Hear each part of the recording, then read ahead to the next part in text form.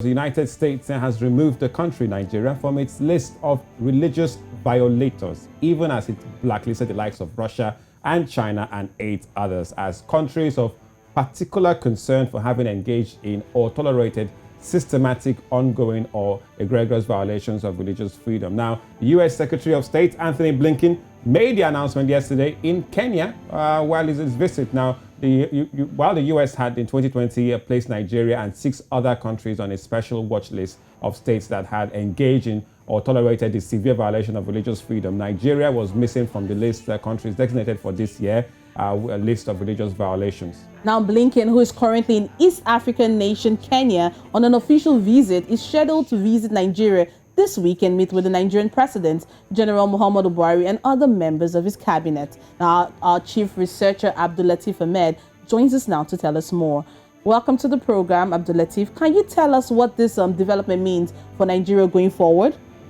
Thank you for having me. So it's a good news that Nigeria has been delisted from the list of countries designated as violating religious freedoms.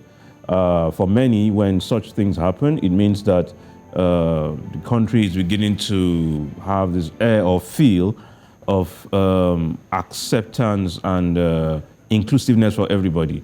When countries are being listed as countries with issues around religious freedoms, it means that people who will ordinarily associate or do business with or even attempt to visit such countries will be mindful of their religious freedoms. And so it's a good thing that this is coming at this time in our history. Well, Abdulateef, you're one man who really monitors these proceedings there. How did Nigeria get on that list in the first place? In the list of countries where, you don't have religious freedom or you are violating religious freedoms. Really, I thought Nigeria was how would I put it? A country that religious freedom is for all, basically.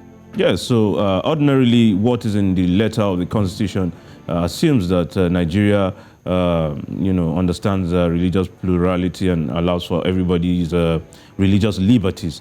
However, sometimes where you have state actors and non-state actors attempting to foist their ideals or their assumptions on the generality of the people, what it projects, to the international community is that the country is tolerant of such behavior.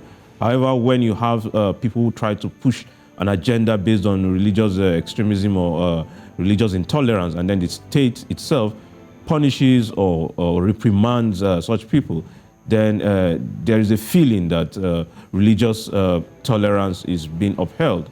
So I think it's based on the general feel over the past few months that Nigeria is doing something concrete.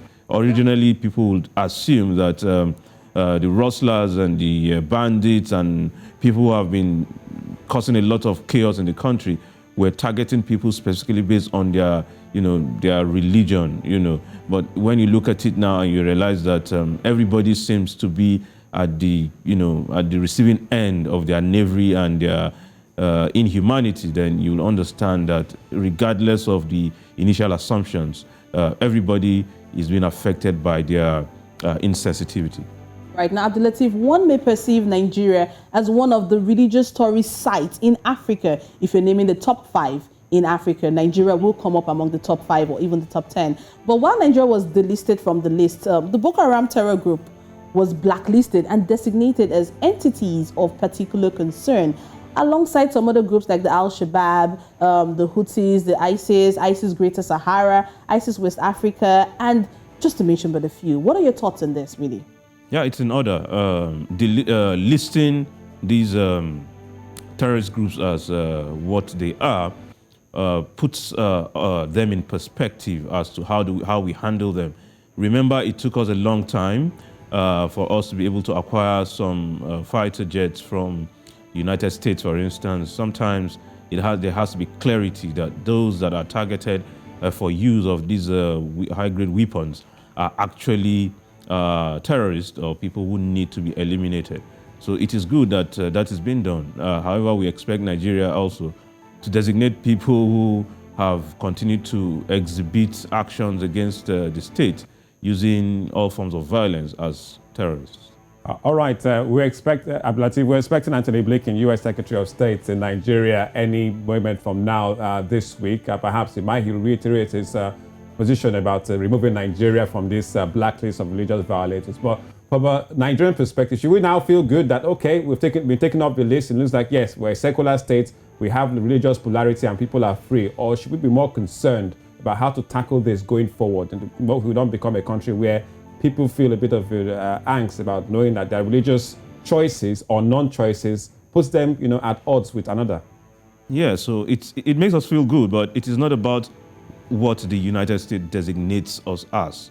We should be the ones to tell ourselves this is who we are, this is what we are, by ensuring that everybody feels included, everybody feels carried along, nobody feels slighted by their religious persuasions or leanings. So it is, a work in progress, as the case may be, because while religious freedoms may be flexible in some parts of Nigeria, other parts of Nigeria may need some catch-up to do because, again, the same brush cannot be used across the entire nation. All right. Well, thank you so much, Abdul Lateef Ahmed, our Research and Monitoring Desk Head. Thank you once again, Abdul Lateef. Thank you for having me.